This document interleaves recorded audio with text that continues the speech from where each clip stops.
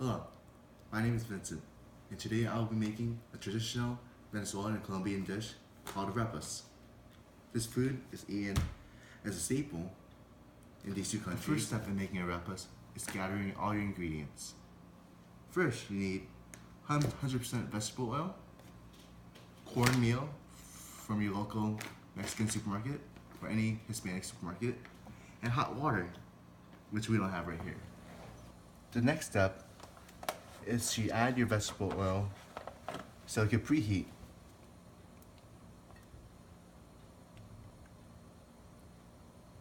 You want to fill it up just so the arepas could be covered.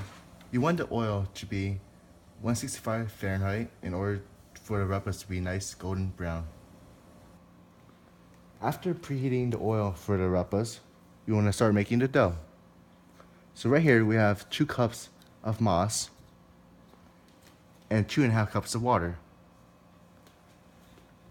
In intervals, you want to add the water slowly into the mas. After adding a bit of water into the mas, you want to slowly mix it while adding water at the same time. Slowly kneading it into a dough.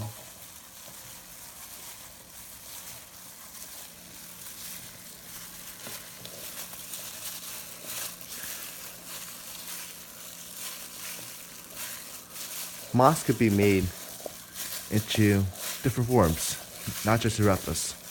For example, empanadas, arepas. After incorporating the mas and water together and making sure that there's no lumps inside the dough, you will want to add about a teaspoon of salt and mix it thoroughly into the dough.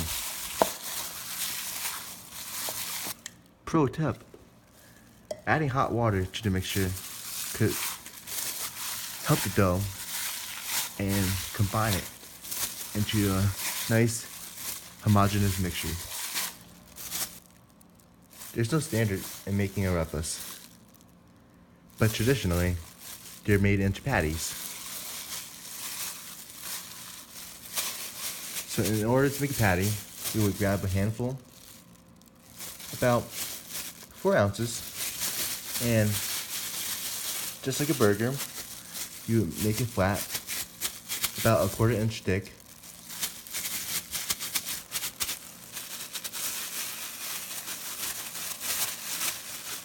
And you would want it as round as you can and evenly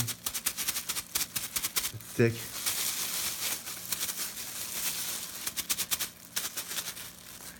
Right there is a perfect arepa.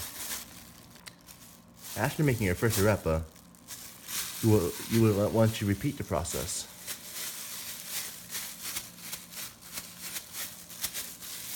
With this yield, you should make about 5 arepas,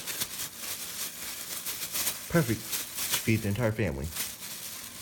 Pro tip: this is what my dad does, who was born in Venezuela. It helps create a more even texture. And look at that texture. After making your arepas, you would want to save a little mas for the oil in order to test if the oil is hot enough. In order to test if the oil is hot enough, you will want to put a piece of mas inside the pan. Be careful, and if the mas sizzles just like that, then the oil is ready. The final step in making arepas,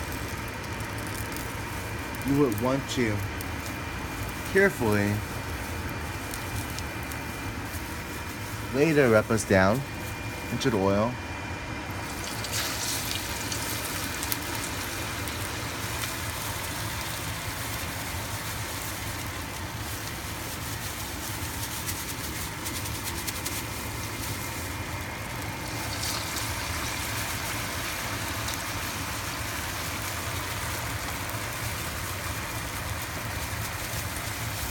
Arepas could either be baked or deep fried, but traditionally it's fried.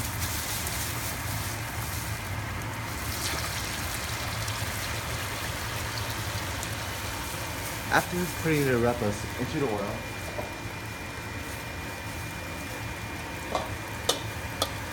you want to make sure that it's not sticking at the bottom.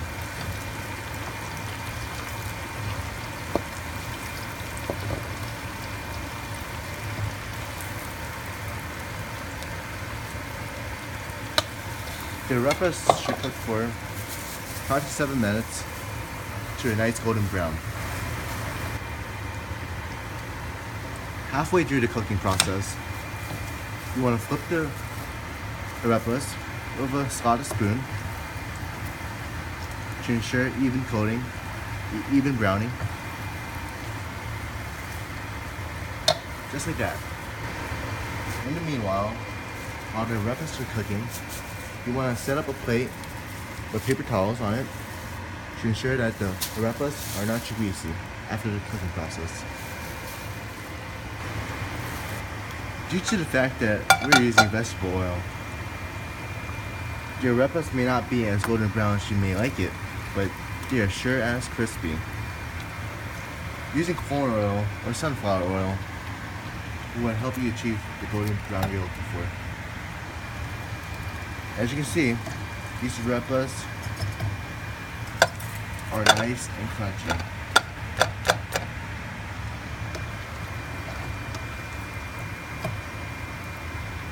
After your arepas are nice and golden brown, you will want to put it on a paper towel for it to dry. After the arepa has cooled, you would want to cut the arepa in half. Be careful, it's very hot.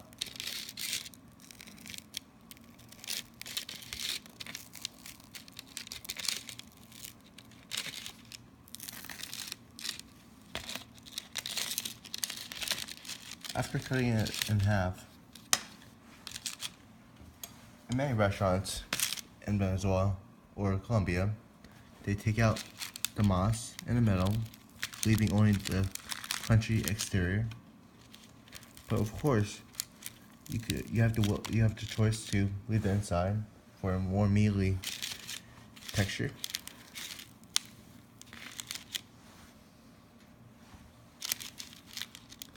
But I prefer only the crunchy exterior. Just like that. Arepas could be filled with numerous different items. Traditionally, they are filled with queso fresco, avocado, shredded pork, shredded beef, and a numerous array of other items. Just like a sandwich, you can fill it with whatever you want. For example, I have turkey right here. Essentially, just like a sandwich, you just put it on the arepa, close it, and enjoy.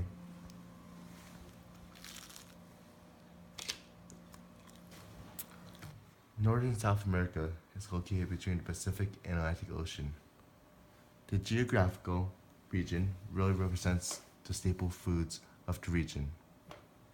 The staple foods such as corn, rice, plantains, yams are all grown in this region. These staple foods are grown in very fertile soil. The majority of citizens living in this region are Catholic, which really reflects in their eating habits and traditions. Traditionally, citizens of this region have a lot of children and have very close-knit families. Children tend to stay with their parents until their mid-20s or until they get married. Herbal remedies are very popular among citizens as it comes from very traditional roots. Rubbing certain plants while praying is one of many remedies in this part of the world. People of this region usually consume 3 meals a day, with breakfast being the smallest meal and lunch being the biggest. Like many cultures, food is the center of culture in Northern South America. Consisting of a mostly Catholic population, holidays such as Christmas is important. Many dishes are made especially for Christmas, such as hallacas, which is beef, pork, capers, chicken, wrapped in cornmeal similar to tamale. Although Northern South American food is not very popular in America, it still holds importance to many of this region. Many of the staples found in this region could be sourced from any supermarkets in the United States, making it easy for people of this region to produce traditional foods. Foods of this region covers most of the food groups consisting of grains, protein, and vegetables. Although they cover a broad range of food groups, the actual preparation of the food is not very healthy, leading to many chronic illnesses within this region. Since this region is not very well represented in the United States, the impacts of the US diet is not very big.